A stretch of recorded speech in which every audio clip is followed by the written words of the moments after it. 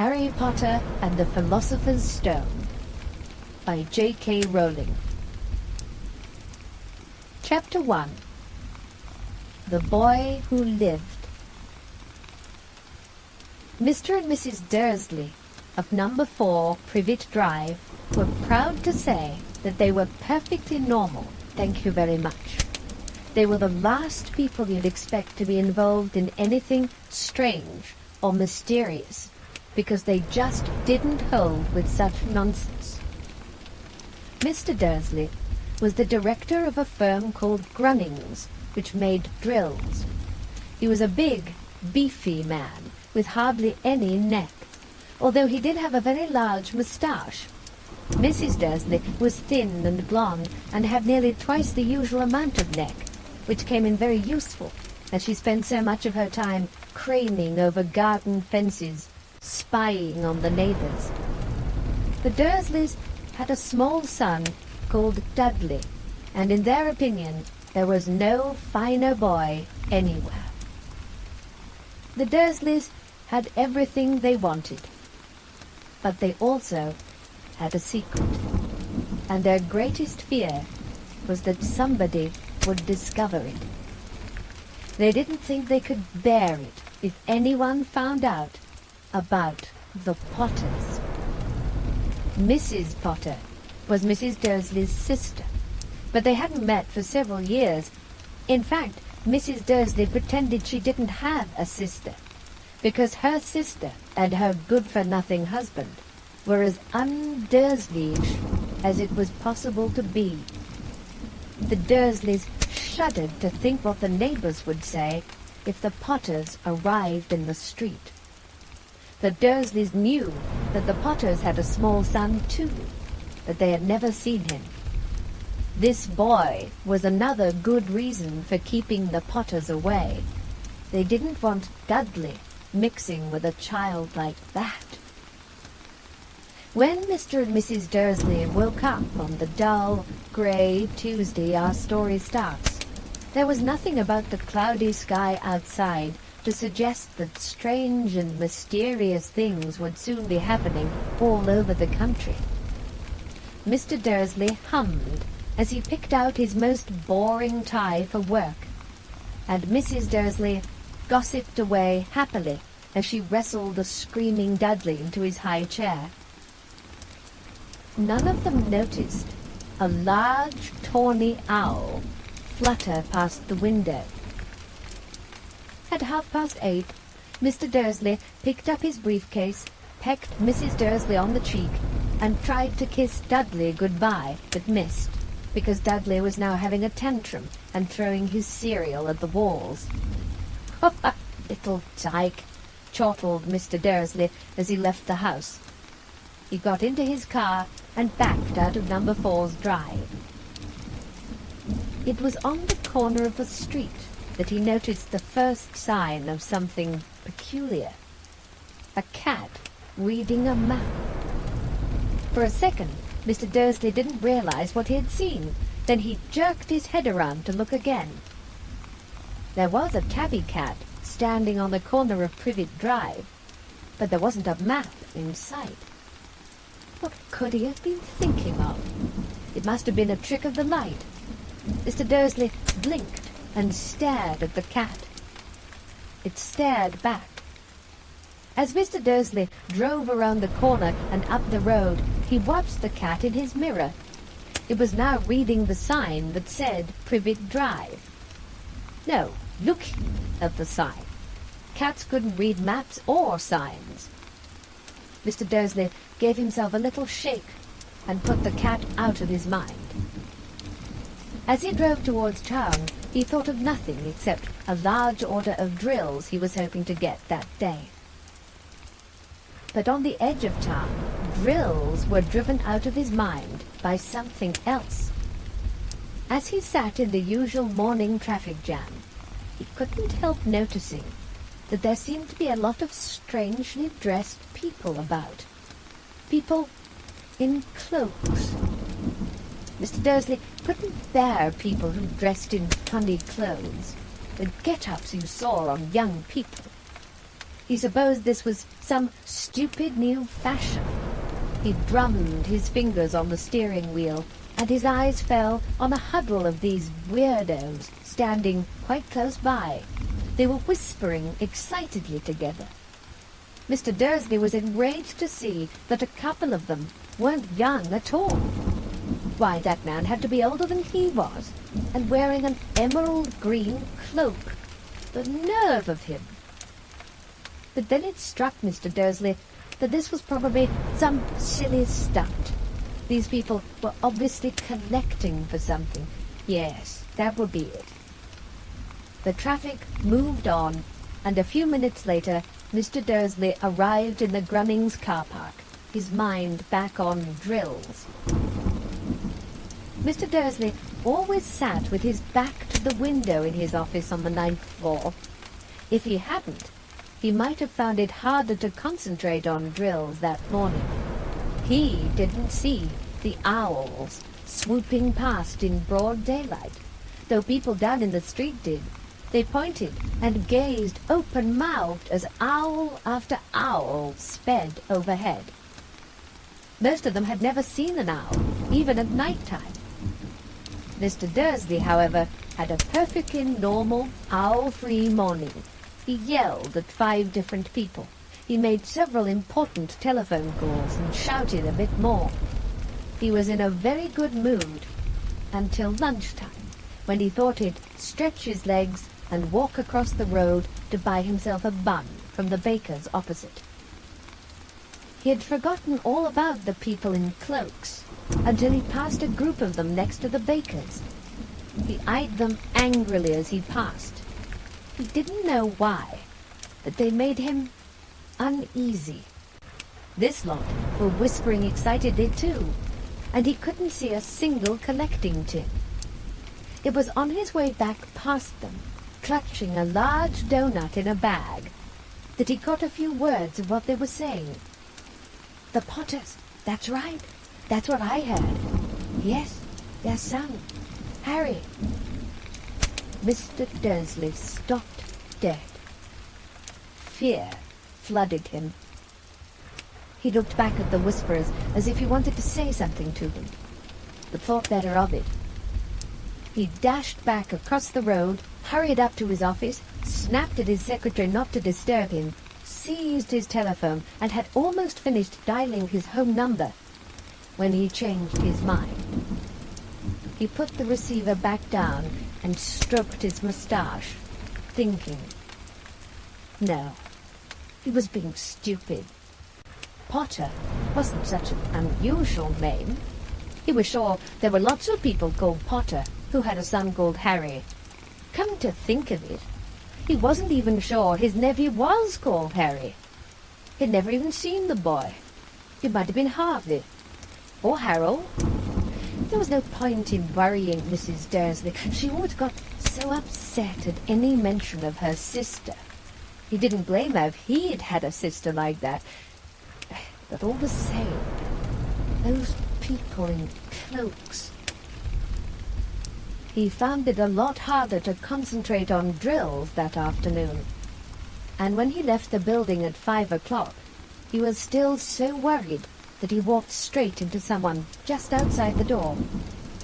"No, sorry," he grunted, as the tiny old man stumbled and almost fell. It was a few seconds before Mr. Dursley realized that the man was wearing a violet cloak. He didn't seem at all upset at being almost knocked to the ground. On the contrary, his face split into a wide smile, and he said in a squeaky voice that made passers-by stare, "Oh, don't be sorry, my dear sir, for nothing could upset me today. Rejoice, for you know who has gone at last. Even muggles like yourself should be celebrating this happy, happy day." And the old man hugged Mr. Dursley around the middle and walked off. Mr. Dursley stood rooted to the spot. He had been hugged by a complete stranger. He also thought he'd been called a muggle, whatever that was. He was rattled. He hurried to his car and set off home, hoping he was imagining things. which he had never hoped before, because he didn't approve of imagination. As he pulled into the driveway of number 4, the first thing he saw, and it didn't improve his mood, was the tabby cat he had spotted that morning. It was now sitting on his garden wall. He was sure it was the same one. It had the same markings around its eyes. "Shoo!" said Mr. Dursley loudly. The cat didn't move. It just gave him a stern look.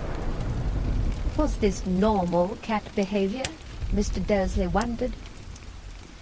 Trying to pull himself together, he let himself into the house. He was still determined not to mention anything to his wife. Mrs. Dursley had had a nice, normal day.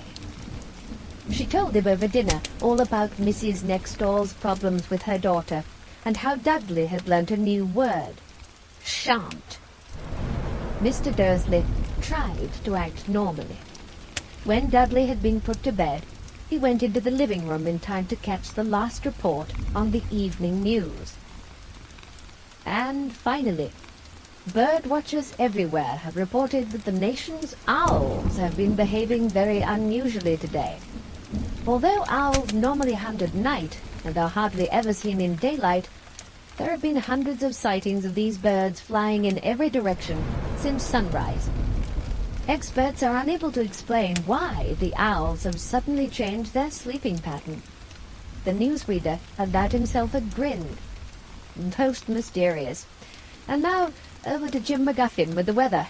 Going to be any more showers of owls tonight, Jim? Well, Ted, said the weatherman, I don't know about that, but it's not only the owls that have been acting oddly today. Viewers as far apart as Kent, Yorkshire and Dundee have been phoning in to tell me that instead of the rain I promised yesterday, they've had a downpour of shooting stars. That people have been celebrating bonfire night early. It's not until next week, folks, but I can promise a wet night tonight. Mr. Dursley sat frozen in his armchair. Shooting stars all over Britain? Owls flying by daylight? Mysterious people in cloaks all over the place? And a whisper about the Potters. Mrs. Dursley came into the living room carrying 2 cups of tea. It was no good. He'd have to say something to her. He cleared his throat nervously. Petunia, dear, you haven't heard from your sister lately, have you? As he had expected, Mrs. Dursley looked shocked and angry. After all, they normally pretended she didn't have a sister. No, she said sharply. Why? Funny stuff on the news, Mr. Dursley mumbled. Owl, shooting stars. There were a lot of funny-looking people in town today. So? Snapped Mrs. Dursley. Well, I just thought maybe it was something to do with, her lot. Mrs. Dursley sipped her tea through pursed lips. Mr. Dursley wondered whether he dared tell her he'd heard the name Potter. He decided he didn't dare. Instead, he said, as casually as he could, their son. Ooh, he'd be about Dudley's age now, wouldn't he? I suppose so, said Mrs. Dursley stiffly. What's his name again? Howard, isn't it? Harry. Nasty, common name, if you ask me. Oh, yes, said Mr. Dursley, his heart sinking horribly. Yes, I quite agree. He didn't say another word on the subject as they went upstairs to bed. While Mrs. Dursley was in the bathroom, Mr. Dursley crept to the bedroom window and peered down into the front garden. The cat was still there. It was staring down Privet Drive as though it was waiting for something. Was he imagining things? Could all this have anything to do with the Potters? If it did, if it got out that they were related to a pair of... Well, He didn't think he could bear it. The Dursleys got into bed. Mrs. Dursley fell asleep quickly, but Mr. Dursley lay awake, turning it all over in his mind. His last comforting thought before he fell asleep was that even if the Potters were involved, there was no reason for them to come near him and Mrs. Dursley. The Potters knew very well what he and Petunia thought about them and their kind. He couldn't see how he and Petunia could get mixed up in anything that might be going on. He yawned and turned over. It couldn't affect them. How very wrong he was. Mr. Dursley might have been drifting into an uneasy sleep, but the cat on the wall outside was showing no sign of sleepiness. It was sitting as still as a statue, its eyes fixed unblinkingly on the far corner of Privet Drive. It didn't so much as quiver when a car door slammed in the next street, nor when two owls swooped overhead. In fact, it was nearly midnight before the cat moved at all. A man appeared on the corner the cat had been watching, appeared so suddenly and silently, you'd have thought he'd just popped out of the ground. The cat's tail twitched, and its eyes narrowed. Nothing like this man had ever been seen in Privet Drive. He was tall, thin, and very old, judging by the silver of his hair and beard, which were both long enough to tuck into his belt. He was wearing long robes, a purple cloak which swept the ground, and high-heeled, buckled boots. His blue eyes were light, bright, and sparkling behind half-moon spectacles, and his nose was very long and crooked, as though it had been broken at least twice. This man's name was Albus Dumbledore. Albus Dumbledore didn't seem to realize that he had just arrived in the street where everything from his name to his boots was unwelcome. He was busy rummaging in his cloak, looking for something. But he did seem to realize he was being watched, because he looked up suddenly at the cat, which was still staring at him from the other end of the street. For some reason, the sight of the cat seemed to amuse him. He chuckled and muttered, "I should have known." He had found what he was looking for in his inside pocket. It seemed to be a silver cigarette lighter. He flicked it open, held it up in the air, and clicked it. The nearest street lamp went out with a little pop. He clicked it again. The next lamp flickered into darkness.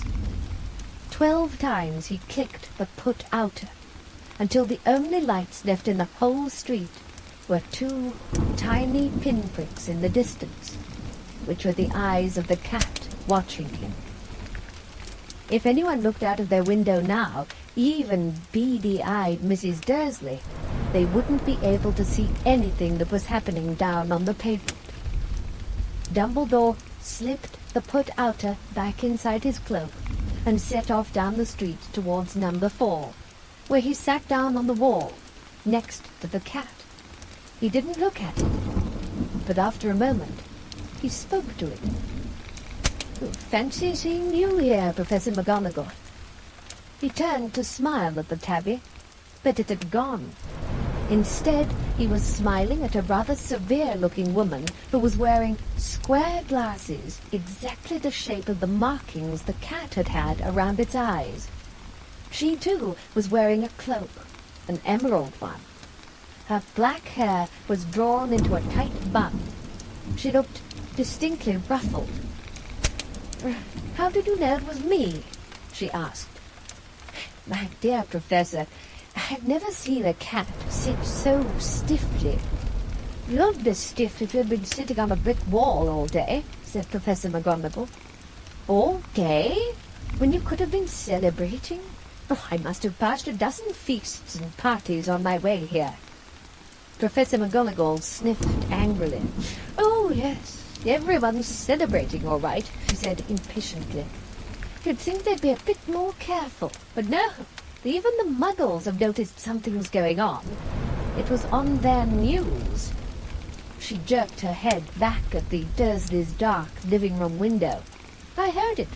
Flocks of owls shooting stars. Well, they're not completely stupid. They were bound to notice something. Shooting stars down in Kent. I bet that was Daedalus Diggle. He never had much sense. Oh, you can't blame them, said Dumbledore gently. We've had precious little to celebrate for 11 years. I knew that, said Professor McGonagall irritably, but that's no reason to lose our heads. People are being downright careless, out on the streets in broad daylight, not even dressed in Muggle clothes, swapping rumours. She threw a sharp, sideways glance at Dumbledore here, as though hoping he was going to tell her something. But he didn't. So she went on. A fine thing it would be if, on the very day you-know-who seems to have disappeared at last, the Muggles found out about us all. I suppose, he really has gone, Dumbledore? It certainly seems so, said Dumbledore, and we have much to be thankful for. Would you care for a sherbet lemon? A what? A sherbet lemon. They're a kind of Muggle sweet I'm rather fond of.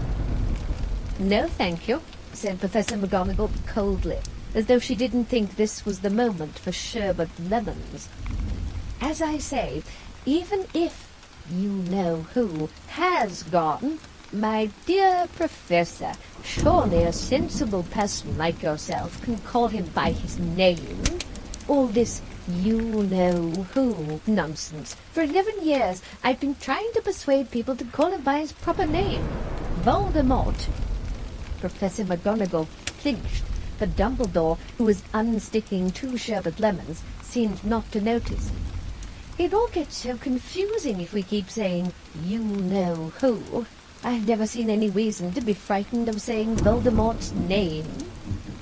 I know you haven't, said Professor McGonagall, sounding half exasperated, half admiring. But you're different. Everyone knows you're the only one all right, Voldemort was frightened of. You flatter me, said Dumbledore calmly. Voldemort had powers I will never have. Only because you're too, well, noble to use them. Lucky it's dark. I haven't blushed so much since Madame Pomfrey told me she liked my new earmuffs. Professor McGonagall shot a sharp look at Dumbledore and said, The owls are nothing to the rumours that are flying around. You know what everyone's saying about why he's disappeared, about what finally stopped him. It seemed that Professor McGonagall had reached the point she was most anxious to discuss, the real reason she had been waiting on a cold, hard wall all day. For neither as a cat nor as a woman had she fixed Dumbledore with such a piercing stare as she did now. It was plain that whatever everyone was saying, she was not going to believe it until Dumbledore told her it was true. Dumbledore, however, was choosing another sherbet lemon and did not answer. What they're saying, she pressed on, is that last night Voldemort turned up in Godric's Hollow. He went to find the Potters. The rumor is that Lily and James Potter that they're dead. Dumbledore bowed his head. Professor McGonagall gasped. Lily and James? I can't believe it. I didn't want to believe it. Oh, Albus. Dumbledore reached out and patted her on the shoulder. I know, he said heavily. Professor McGonagall's voice trembled as she went on. That's not all. They're saying he tried to kill the Potter's son, Harry. But he couldn't. He couldn't kill that little boy. No one knows why or how. But they're saying that when he couldn't kill Harry Potter, Voldemort's power somehow broke, and that's why he's gone. Dumbledore nodded glumly. It's true, faltered Professor McGonagall. After all he's done, all the people he's killed, he couldn't kill a little boy? Well, it's just astounding. Of all the things to stop him, but how in the name of heaven did Harry survive? We can only guess, said Dumbledore. We may never know. Professor McGonagall pulled out a lace handkerchief and dabbed at her eyes beneath her spectacles. Dumbledore gave a great sniff as he took a golden watch from his pocket and examined it. It was a very odd watch. It had 12 hands, but no numbers. Instead, little planets were moving around the edge. It must have made sense to Dumbledore, though, because he put it back in his pocket and said, "Hagrid's late. I suppose it was he who told you I'd be here, by the way." "Yes," said Professor McGonagall, "and I don't suppose you're going to tell me why you're here, of all places." "I've come to bring Harry to his aunt and uncle. They're the only family he has left now." "You don't mean... You can't mean the people who live here?" cried Professor McGonagall, jumping to her feet and pointing at number 4. "Dumbledore, you can't! I have been watching them all day. You couldn't find 2 people who are less like us. And they've got this son. I saw him kicking his mother all the way up the street, screaming for sweets. Harry Potter, come and live here." "It's the best place for him," said Dumbledore firmly. "His aunt and uncle will be able to explain everything to him when he's older. I've written them a letter." "A letter?" repeated Professor McGonagall faintly, sitting back down on the wall. "Really, Dumbledore, you think you can explain all this in a letter? These people will never understand him. He'll be famous, a legend. I wouldn't be surprised if today was known as Harry Potter Day in future. There will be books written about Harry. Every child in our world will know his name." "Exactly," said Dumbledore, looking very seriously over the top of his half-moon glasses. "It will be enough to turn any boy's head. Famous before he can walk and talk. Famous for something he won't even remember. Can't you see how much better off he'll be growing up away from all that until he's ready to take it?" Professor McGonagall opened her mouth, changed her mind, swallowed, and then said, Yes, you're right, of course. But how is the boy getting here, Dumbledore?"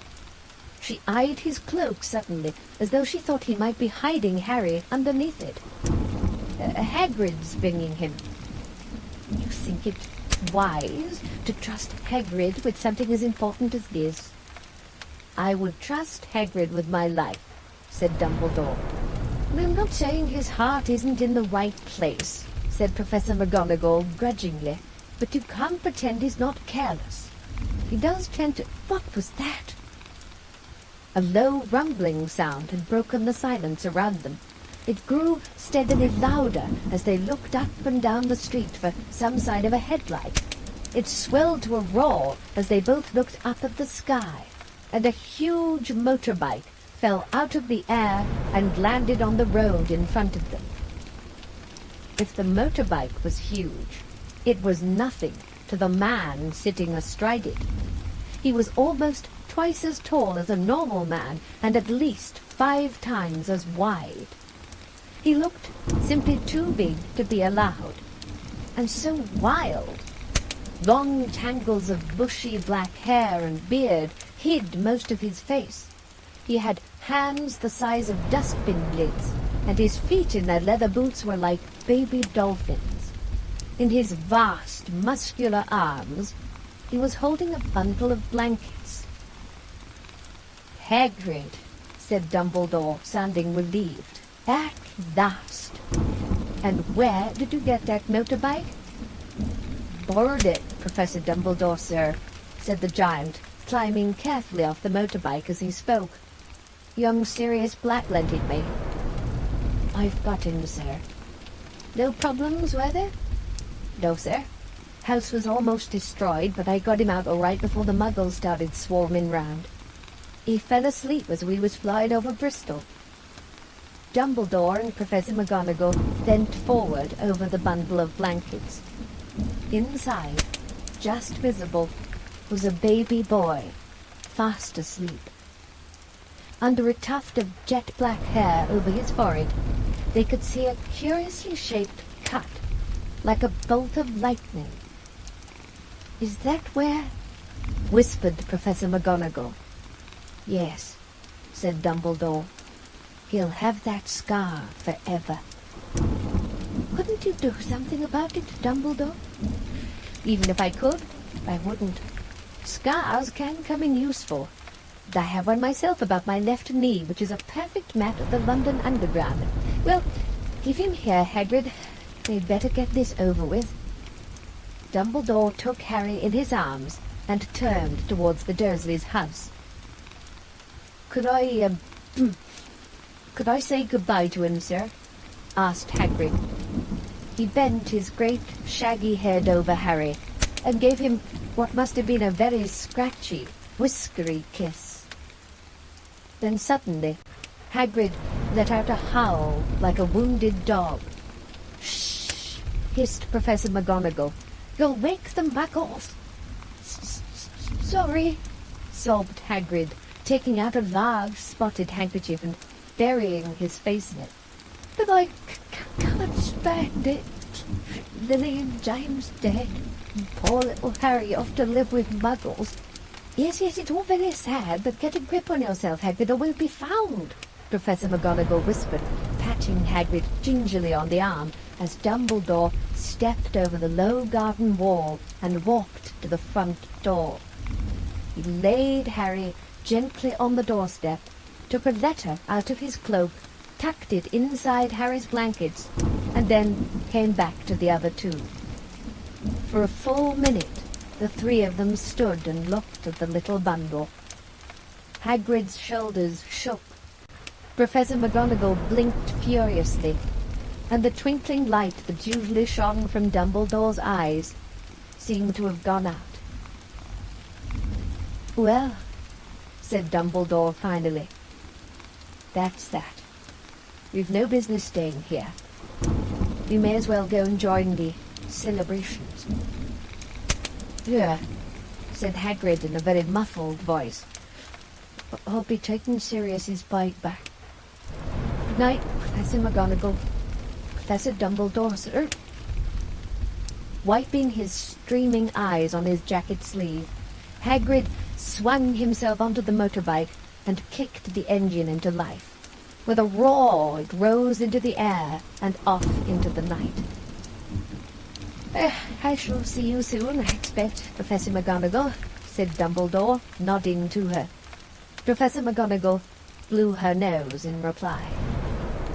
Dumbledore turned and walked back down the street. On the corner, he stopped and took out the silver put-outer. He clicked it once, and 12 balls of light sped back to their street lamps, so that Privet Drive glowed suddenly orange, and he could make out a tabby cat slinking around the corner at the other end of the street. He could just see the bundle of blankets on the step of number 4. "Good luck, Harry," he murmured. He turned on his heel, and with a swish of his cloak, he was gone. A breeze ruffled the neat hedges of Privet Drive, which lay silent and tidy under the inky sky, the very last place you would expect astonishing things to happen. Harry Potter rolled over inside his blankets without waking up. One small hand closed on the letter beside him, and he slept on, not knowing he was special, not knowing he was famous, not knowing he would be woken in a few hours' time by Mrs. Dursley's scream as she opened the front door to put out the milk bottles, nor that he would spend the next few weeks being prodded and pinched by his cousin Dudley. He couldn't know that at this very moment, people meeting in secret all over the country were holding up their glasses and saying in hushed voices, "To Harry Potter, the boy who lived